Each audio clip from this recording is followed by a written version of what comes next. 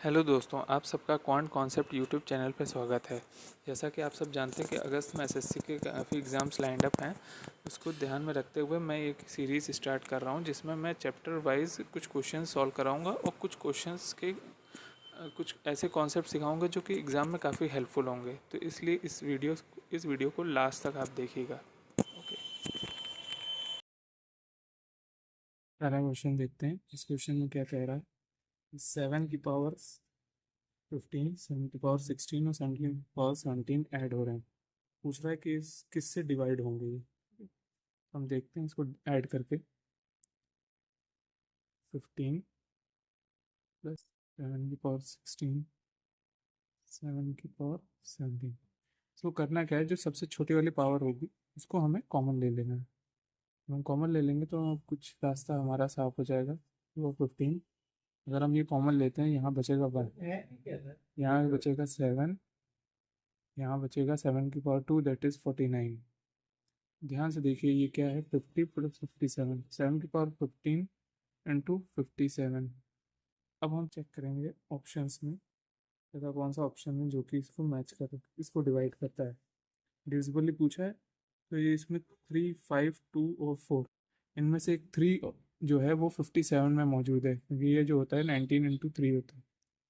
तो हमारा आंसर क्या हो जाएगा, 3। इस क्वेश्चन में कह रहा है कि इन 4 नंबर में से कौन सा नंबर जो है वो 24 से डिविजिबल होगा। तो उसके लिए मैंने यहाँ पर 24 के लिए लिख रखा है, उसके फैक्टर कर रखे हैं। 4 प्राइम फैक्टर हैं जो कि 8 और 3। तो हम 24 की डिविजिबिलिटी चेक करने की जगह 8 और 3 की डिविजिबिलिटी चेक करेंगे। अच्छा, 3 की डिविजिबिलिटी क्या कहती है कि sum of all digits of a number should be divisible by 3। और 8 की डिविजिबिलिटी कहती है कि लास्ट के 3 डिजिट हमारे 8 से डिविजिबल होने चाहिए। तो हम एक एक करके ऑप्शन को चेक करेंगे, ऐसा कौन सा नंबर होगा जिसके लास्ट के 3 डिजिट जो हैं वो। अच्छा, इसमें एक चीज़ देखिए, नीचे के 2 ऑप्शन जो है वो ऑड नंबर है। और क्योंकि 8 मल्टीपल है तो नंबर ऑड होने से रहा है, तो हमारे 2 ऑप्शन अपने आप एलिमिनेट हो जाएंगे। अब काम हमको जो काम करना है वो ए और बी में करना है। तो हम ये चेक करेंगे 118 3 से डिवाइड होगा या 128 3 से डिवाइड, सॉरी, 118 8 से डिवाइड होगा या 128 8 से डिवाइड होगा। तो अगर हम 118 को चेक करें तो वो 8 1 से 8, 3 13 नहीं डिवाइड हो रहा है, तो 128 वाला ही ऑप्शन हमारा सही होगा। तो हमारा राइट आंसर क्या हो जाएगा, राइट आंसर हो जाएगा 31128। 31128 हमारा राइट आंसर होगा। देखिए इस क्वेश्चन को मैंने बस एक लाइन लिखकर ही सॉल्व किया, ऐसे ही हमें सॉल्व करना है एग्जाम में भी। इस क्वेश्चन में क्या दिया है, एक नंबर दिया है 45YZ0। ठीक, तो इसमें पूछा है कि ऐसी कौन Y + Z की ऐसी मैक्सिमम वैल्यू बताइए जिसकी वजह से ये डिविजिबल हो जाए किससे, 40 से। अच्छा, 40 से डिविजिबिलिटी के लिए हम पहले 0 हटा दें तो हम इसके बाकी के नंबर को 4 से डिविजिबिलिटी चेक कर सकते हैं। ठीक है, तो अब Z की वैल्यू एक तो इवन रहेगी, मैक्सिमम वैल्यू रखनी है तो हम 8 रख दें। अब Y की वैल्यू भी मैक्सिमम रखेंगे। अच्छा, हम ये जानते हैं कि 2 डिजिट्स का सम मैक्सिमम 18 ही हो सकता है जब दोनों वैल्यू 9 हो। 9 रख नहीं सकते Z को, क्योंकि हमें 4 से डिविजिबिलिटी इसको चेक करानी है। तो इसलिए Y और Z दोनों 8, अगर Y की वैल्यू 9 रखते हैं तो 98 4 से डिविजिबल नहीं होगा, क्योंकि 4 की डिविजिबिलिटी कहती है कि लास्ट के 2 डिजिट डिविजिबल होने चाहिए। 0 तो 0 से कट गया, बाकी 4 जो है वो इन 4 डिजिट के नंबर को डिवाइड होना चाहिए, तभी वो नंबर डिविजिबल होगा 40 से। तो हम y की जगह 8 रख देंगे और 8 88 हो जाएगा, जो कि हमारे पास क्या मिलेगा, 4 से डिविजिबल हो जाएगा। इसकी वजह से नंबर भी डिविजिबल हो जाएगा। अब हमारे पास जो आंसर पूछा है वो Y + Z का पूछा है, तो 8 + 8 क्या हो जाएगा, 16 हमारे क्वेश्चन का आंसर हो जाएगा। इस क्वेश्चन में देखिए क्या कह रहा है। फोर्थ क्वेश्चन में ये कह रहा है कि the sum of 2 consecutive even number is 174। अच्छा, जब भी 2 कॉन्जिक्यूटिव इवन नंबर की बात हो रही है तो हम अक्सर क्या करते हैं, हम x और x-2 ले लेते हैं ताकि हम कॉन्जिक्यूटिव नंबर मान सकें। ठीक है, इवन नंबर की बात कर, और इसमें सम दे रखा है दोनों का। अब जब 2 नंबरों का सम दे रखा है, अगर मैं इसको 2 नंबर का सम दे रखा है, अगर मैंने मान लिया a और b 2 नंबर 2 इवन नंबर हैं, कॉन्जिक्यूटिव हैं, और कॉन्जिक्यूटिव होने की वजह से इन दोनों का जब भी मैं एवरेज लूंगा तो वो इनका मिड नंबर आएगा। ठीक है, जो भी मिड नंबर आएगा वो इन दोनों का एवरेज होगा। तो जब इन दोनों का सम दे रखा है ए प्लस बी, सम क्या दे रखा है 174, तो मिड टर्म क्या होगा, मिड टर्म होगा इन दोनों का एवरेज। एवरेज कैसे करते हैं, ए प्लस बी अपॉन टू, इनका एवरेज हो जाएगा 174 upon two, that is 87। Question में पूछा क्या है कि स्मॉलर नंबर क्या होगा, स्मॉलर नंबर पहले वाला नंबर ए क्या होगा, ए वन माइनस होगा तो 86 होगा। आंसर इसका 86 आंसर हो जाएगा। ठीक है, इसमें इतना सोचना नहीं है, ये सब इतना लिखने की जरूरत नहीं है, एक सीधा कॉन्सेप्ट है कि जब भी दो कॉन्जिक्यूटिव नंबर इवन नंबर्स हैं उनका अगर मैं एवरेज लूंगा तो एवरेज लेंगे तो बीच वाला नंबर आएगा। किसी की भी दो नंबरों का अगर एवरेज लें, दो ऑड नंबर का भी कॉन्जिक्यूटिव ऑड नंबर्स हैं अगर उनका एवरेज ले रहे हैं तो उनके बीच का नंबर ही आएगा। ठीक, ये हमेशा ध्यान रखना। अभी इस क्वेश्चन में देखिए, इस क्वेश्चन में क्या दिया है, पर्सन और चेयर की बात कर रहा है ना, क्या कह रहा है, एक रूम में there are some chairs and some people, if on each chair only one person is seated, then there is no chair for exact then there is no chair for exactly one person. ठीक, if on each chair two person sit, then there is one vacant chair. अच्छा, अगर मैं एक chair कम कर दूं, जैसे मैंने late कर लिया नंबर ऑफ चेयर सी है, अगर चेयर जो है वो सी नंबर्स ऑफ चेयर्स हैं और पीपल कितने हैं, पीपल मैंने पी मान लिया। ठीक, अगर मैंने सारे पीपल को बैठाना है तो मैं एक चेयर कम कर दूं, एक चेयर कम कर दूं और हर जितनी बची उनमें दो दो पर्सन बैठाऊंगा तो ये हमारे नंबर ऑफ पर्सन सारे एडजस्ट हो जाएंगे। लेकिन कह रहा है अगर यही पर्सन एक एक बैठ रहे हैं तो एक चेयर पर एक पर्सन बैठ रहा है, तो एक पर्सन बैठने पर एक पर्सन जो है वो बिना चेयर के बैठ मतलब लेफ्ट हो जाता है कि वो उसको चेयर नहीं मिलती है।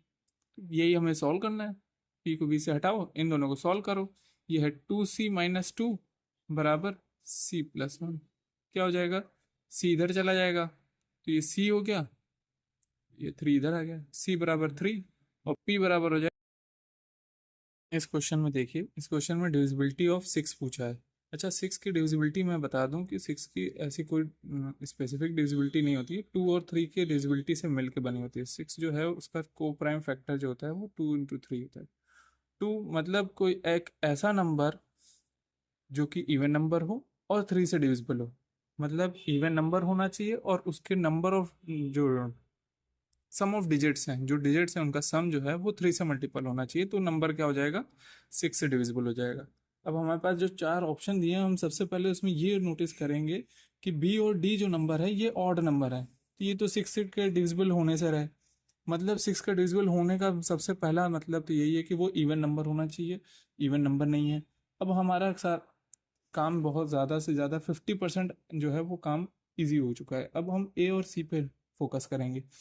ए और सी में भी हम ये नोटिस करेंगे कि 3 की मल्टीपल देखेंगे। 3 का मल्टीपल अगर पहले ऑप्शन में देखें तो 1 2 3 कैंसिल हो गया, 3 कैंसिल हो गया, 8 और 5 13, ये नहीं कट रहा है, ए ऑप्शन नहीं कट रहा है, तो सी ही ऑप्शन है जो मेरा 3 से डिविजिबल है। आप चेक कर सकते हैं, 4 3 8 7 5, 7 5 12, 3 का था 8 4 12, सब कट गया, 3 की डिविजिबिलिटी आ रही है सी में, तो हमारा ऑप्शन करेक्ट ऑप्शन क्या हो जाएगा, C, that is 4 3 8 7 5 0 is divisible by 6, that's your answer. देखिए ये क्वेश्चन देखिए, इस क्वेश्चन में क्या कहा है, 4 फ्रैक्शन दिए हैं, 4 फ्रैक्शन में हमें ये फाइंड करना है कि लार्जेस्ट फ्रैक्शन कौन सा है। एक तरीका तो ये है, जैसे अब इसमें लिखा है 3/7, 3/7, 7/53, 41/80,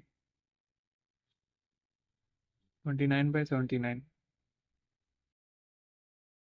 या तो हमारे पास एक तरीका है कि हम सबके डेसिमल फॉर्मेट निकालें, जो कि बहुत लेंदी पड़ेगा, उतने लेंदी में हम नहीं जाने। एक तरीका होता है कि हम क्रिस क्रॉस मेथड से पता कर सकते हैं कि कौन सा फ्रैक्शन बड़ा है कौन सा छोटा है। अगर मैं 53 को 3 से मल्टीप्लाई करूँ, 53 को अगर मैं 3 से मल्टीप्लाई करता हूँ तो ये मेरी वैल्यू आती है 159, 159, और ये आ रही है सिर्फ 7 इंटू 7 49। तो मेरा फ्रैक्शन कौन सा बड़ा हो जा रहा है, 3/7 बड़ा हो रहा है। हमें लार्जेस्ट देखना है तो हम लार्जेस्ट वाला कंसिडर करेंगे, तो जो 3/7 जो वैल्यू बड़ी है उस साइड वाला फ्रैक्शन बड़ा होगा। 3/7 बड़ा है। अब इसका कंपैरिजन हम करेंगे 41/80 से। ठीक, यहाँ से हम ये क्रॉस किए, ये 240 आ रहा है। ये क्रॉस मल्टीप्लिकेशन किए तो ये आ रहा है 287 तो जाहिर सी बात है जहाँ वैल्यू बड़ी प्रोडक्ट बड़ा उस साइड का फ्रैक्शन बड़ा। तो हमारे पास अब लार्जेस्ट फ्रैक्शन कौन सा हो गया, 41/80 हो गया। 41/80। अच्छा, इससे हम कंपेयर करेंगे तो ये अगर मैं अप्रॉक्स देख के चलूँ तो ये अप्रॉक्स क्या है, 30/80 है, 3/80 है। 3/80 अपने आप में बहुत दूर दूर तक दिख रहा है कि इससे आसपास भी नहीं है। ठीक है, फिर भी अगर मैं मल्टीप्लाई करना भी चाहूँ तो इसको मैं 30/80 भी कंसिडर कर लूँ। 30/80 थोड़ी देर के लिए मैं अप्रॉक्स में काम कर रहा हूँ, तो ये अगर 30/80 कंसिडर करूँ तो 41 वाला बड़ा होगा। एल मैं नीचे देख रहा हूँ कि जो हमारा डिनोमिनेटर है वो सेम है, तो जो ऊपर न्यूमरेटर जिसका बड़ा उसकी वैल्यू बड़ी। तो फ्रैक्शन हमारे पास लार्जर फ्रैक्शन कौन सा हो जाएगा, 41/80। एक तो ये मेथड हो गया, हमें दो या तीन बार, 2 से 3 बार क्रॉस मल्टीप्लिकेशन करना पड़ेगा और हमें वैल्यू मिल जाएगी। या फिर हम अप्रॉक्स से काम करें। एक तरीका हो जाएगा अप्रॉक्स से। अगर मैं अप्रॉक्स से देखता हूँ, ये 3/7 है, ये 3/7 है, यहाँ पर 7/53 है, ये 41/80 है, और ये 29/79 है। इसको मैं थोड़ी देर के लिए ये बोल दूं कि ये 30/80 है। तो इन दोनों में कंसिडरेबली ये बड़ा हो जाएगा, ये कैंसिल हो गया।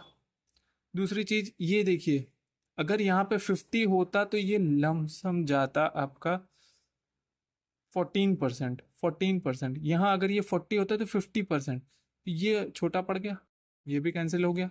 यहाँ देखो, अगर 7 का 50% भी लेते तो 3.5 होता। 50% 3.5 होता, उससे कम है वैल्यू, तो ये लमसम 42% जाएगी, तो ये वैल्यू भी मेरी कैंसिल कंसिडर नहीं होगी। तो हमारा आंसर क्या हो जाएगा, 41/80। ऐसे अप्रोच क्वेश्चन पे डिपेंड करता है कि हमें क्वेश्चन को कैसे अप्रोच करना है। ठीक है, हमने दो क्वेश्चन के, इस क्वेश्चन को सॉल्व करने के दो तरीके बताए, एक तो क्रॉस मल्टीप्लिकेशन मेथड से और एक अप्रोक्सीमेशन। अगर हम अप्रोक्सीमेट वैल्यू फाइंड कर सकते हैं तो हम उससे भी जा सकते हैं। कोई ऐसी हार्ड एंड फास्ट कोई नियम नहीं है कि हमको एक ही फिक्स मेथड से जाना है।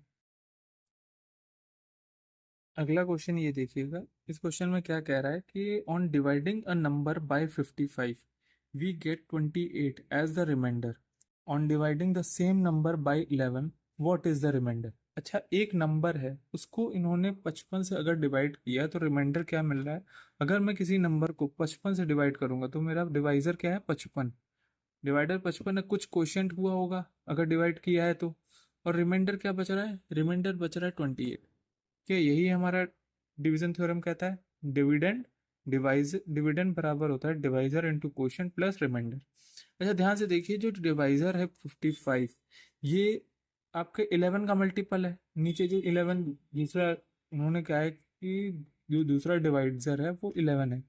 मतलब उसी नंबर को, सेम नंबर को मैं अगर 11 से डिवाइड करता हूँ तो मेरा रिमाइंडर क्या आएगा। कुल मिलाकर पूछने का मतलब यही है। तो अगर मैं ध्यान से देखूं कि जो डिवाइजर था 55, उसी का तो फैक्टर है 11। अगर जब भी ऐसा कहीं कॉन्सेप्ट आ जाए कि जो पहला डिवाइजर था वो और दूसरा डिवाइजर है वो एक दूसरे के मल्टीपल ऑफ फैक्टर का रिलेशन रखते हों, तो हमें सिर्फ इतना करना है कि जो रिमाइंडर है उसको आप उस नंबर से डिवाइड करिए दूसरे वाले से, और जो रिमाइंडर आएगा वही आपका आंसर होगा। यहाँ से रिमाइंडर हमें क्या मिल रहा है, 2 टाइम्स आएगा 22, रिमाइंडर आ जाएगा 6, और यही हमारा आंसर हो जाएगा। एक ये लास्ट क्वेश्चन, एक ये क्वेश्चन और है, इसको देख लेते हैं।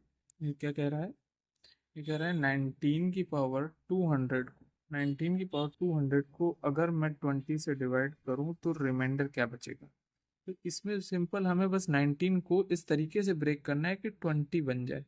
कैसे ब्रेक करेंगे, 20 - 1 हम लिख दें, कोई दिक्कत, कोई दिक्कत होनी भी नहीं चाहिए, की पावर 200/20।